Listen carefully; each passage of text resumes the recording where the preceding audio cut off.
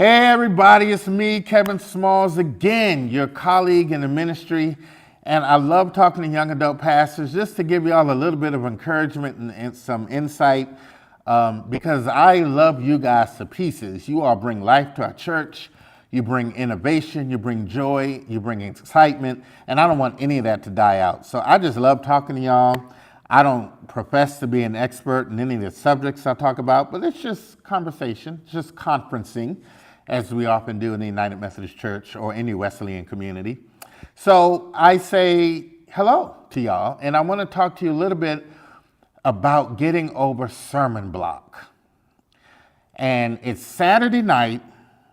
You spent all week going to meetings, visiting the sick. You had a couple of funerals, maybe a wedding, and it's Saturday night.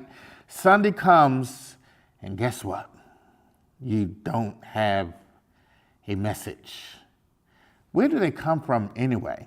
Well, a couple of ways. You can buy all of these preaching books and expect to learn how to preach from reading these preaching books, or you can watch preachers and get their nuances and dynamics in preaching, and somehow you still seem to be stuck in preaching on a weekly basis. Where do good sermons come from? Some people look at the text and immediately reach for the commentary.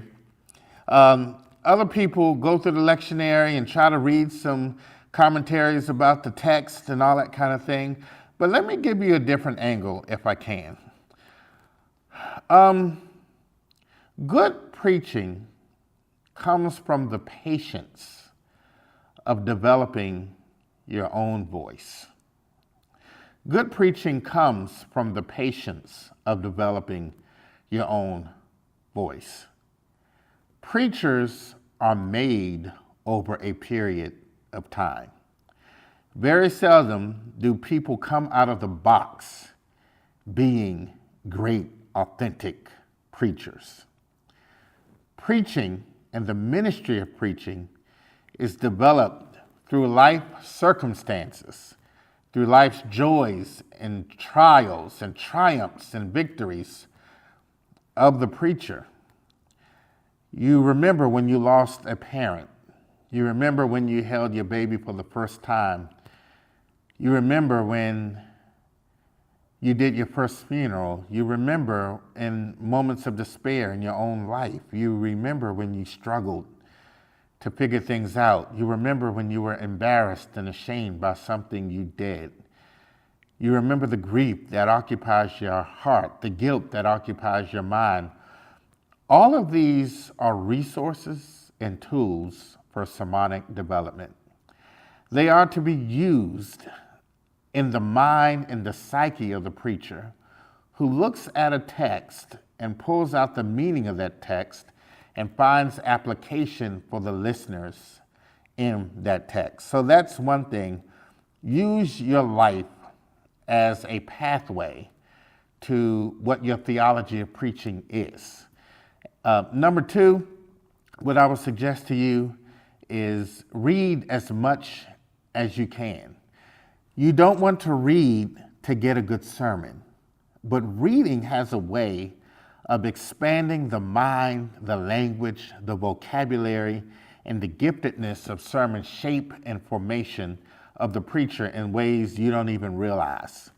So you want to read a variety of things. You want to always look for good books, good conversations, and build in your schedule the practice of reading. Thirdly, you want to avoid the temptation of imitating other preachers that are your favorites. God called them already. What God is looking for and what your listeners are looking for is your voice, your specific voice. And it takes time to find that voice. So give yourself patience and endurance while you go through this path. And lastly, remember that preaching well does not come overnight. And sometimes churches will make you an awesome preacher.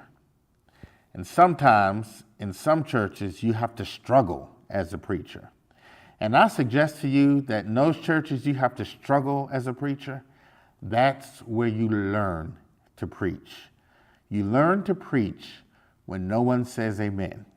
You learn to preach when it seems like no one is really caring about what you're saying.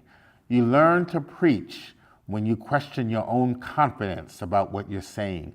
You learn to preach when people doze off in the middle of your sermons. You learn to preach when people don't laugh at your jokes. You learn to preach where people don't say amen at the spot that you thought they would. You learn to preach by learning to trust in God, who sustains the preacher with preaching power.